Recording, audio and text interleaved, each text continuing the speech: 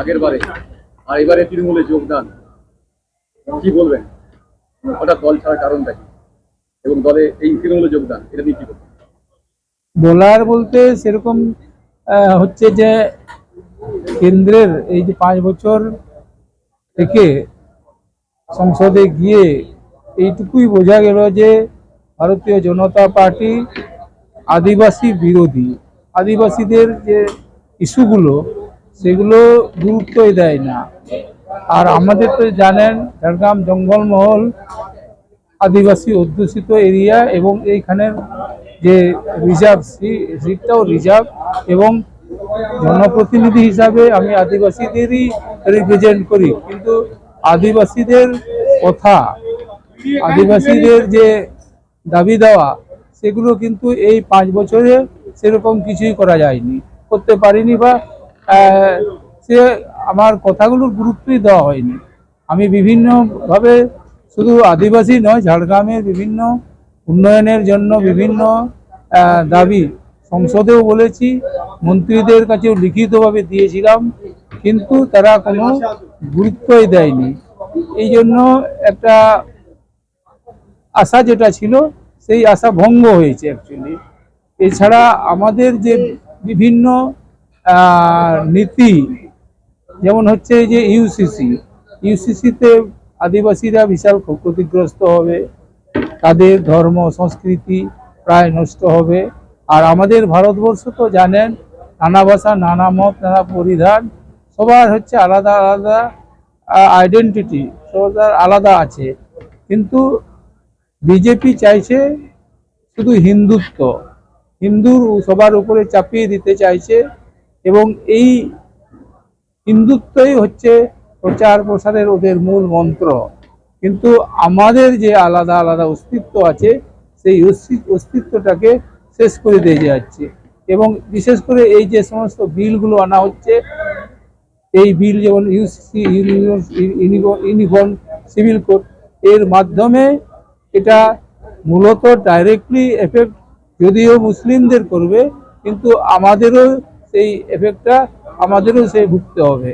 তাহলে আমাদের যে আইডেন্টিটি, আমরা ভারতবর্ষে আমাদের আদিবাসী কথাটাই ওনারা সহ্য করতে পারেন না, বা সেটা মানতে চায় না। এই জন্য বনবাসী, জঙ্গলবাসী ইত্যাদি আমাদের বিভিন্নভাবে আখ্যা দিয়ে চলেছে। আর আমরা চাই শিক্ষা, বিশেষ করে শিক্ষার যে প্রচার প্রসার, কিন্তু এই 20 বছর হলো, 2003 থেকে আজকে 24 হলো, যে শিক্ষার যে আমরা আশা করেছিলাম, যেহেতু আমাদের ভাষা। একটা প্রশ্ন থেকে যাচ্ছে, এখানকার যে বিজেপির প্রার্থী হয়েছে প্রণব টুডু, সে অভিযোগ করছে নাকি শাসক দল করতে দেয়নি। এখানে কি শাসক দলের ভূমিকা তো ওটা তো রাজ্য লেভেলে করবে, কিন্তু যদি শিক্ষার ব্যাপারে যদি বলা হয়, শাসক দল যথেষ্ট, এখানের শাসক দল যথেষ্ট করেছে। একমাত্র পশ্চিমবঙ্গে দিদির অনুপ্রেরণায় বা দিদির ভূমিকায় আজকে আমাদের ছেলেমেয়েরা কলেজ পর্যন্ত, ইউনিভার্সিটি পর্যন্ত সাঁওতালি ভাষায় অলচিকি মাধ্যমে লেখাপড়া করছে। এখন কয়েক হাজার ছেলে মেয়ে এখন পাস আউট হয়ে আছে। হ্যাঁ, জঙ্গলমহলের যে বৈচিত্র্য, সেই জায়গা থেকে এখনের যে প্রার্থী বা প্রধানমন্ত্রী যে কথা বলছেন যে তারা আরবান মাউস্টের এগেনস্টে, সেই জায়গা থেকে কি কোথাও পক্ষপাত রয়েছে? উনি তো নকশাল করতেন না, ওইটা আরেকবার বলুন।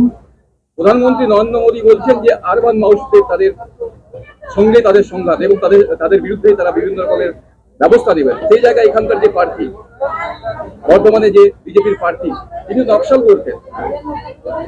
এই বিষয়ে কি বলবেন? এই বিষয় নিয়ে আমার তো সেরকম বলার নেই, কিন্তু প্রধানমন্ত্রী যেটা দাবি করছেন সেটা উনি ওনার দিক থেকে বলছেন, কিন্তু আদিবাসীদের পক্ষ থেকে সেই কথাগুলো বা সেই সুবিধাগুলো মানে করার সেরকম লক্ষণ দেখা যায়। তৃণমূলের যোগদান বঙ্গ বিজেপিতে কি অনেকটাই ধস নেমে যাবে? সেটা তো আমি বলতে পারবো না, যে যার সাংগঠনিক ব্যাপার, সেটা নিয়ে আমার বলার কিছু নেই। গতবারে বিজেপি এখানে সিট দখল করেছিল আপনাকেই কেন্দ্র করে, সেই জায়গায় আদিবাসী মানুষের যে সিম্পেথি তাকে অনেকটা নষ্ট করেছে বঙ্গবিজেপি। দেখুন, আমাদের আদিবাসীরা বিশেষ করে এখানে আশা করেছিল শিক্ষা, স্বাস্থ্য আর আমাদের যে বিভিন্ন কালচারাল, বিশেষ করে ধর্মীয় বলুন, সাংস্কৃতিক বলুন, সেগুলো যাতে একটু ডেভেলপ করা যায়, কিন্তু কেন্দ্র সরকারের পক্ষ থেকে এইগুলো অ্যাড্রেসই করা হয় না। এখানে বারাণসীতে বা শিবকাশিতে বিভিন্ন কাজ করা হচ্ছে, মানে ধর্মীয়ভাবে বা ডেভেলপমেন্টের কাজ করা হচ্ছে পার্টির লেভেল থেকে বা মানে কি বলবো, ভারতীয় জনতা পার্টির পক্ষ থেকে। কিন্তু আমাদের এখানে জাহের থান বলুন বা অন্যান্য বিষয় বলুন, সেগুলো কোনোই গুরুত্ব দেওয়া হয় না বা সেগুলো মানে দেখাই হয় না। আমরা বললেও সেগুলো মানে ইয়ে কি বলবো, শোনা হয় না আর কি।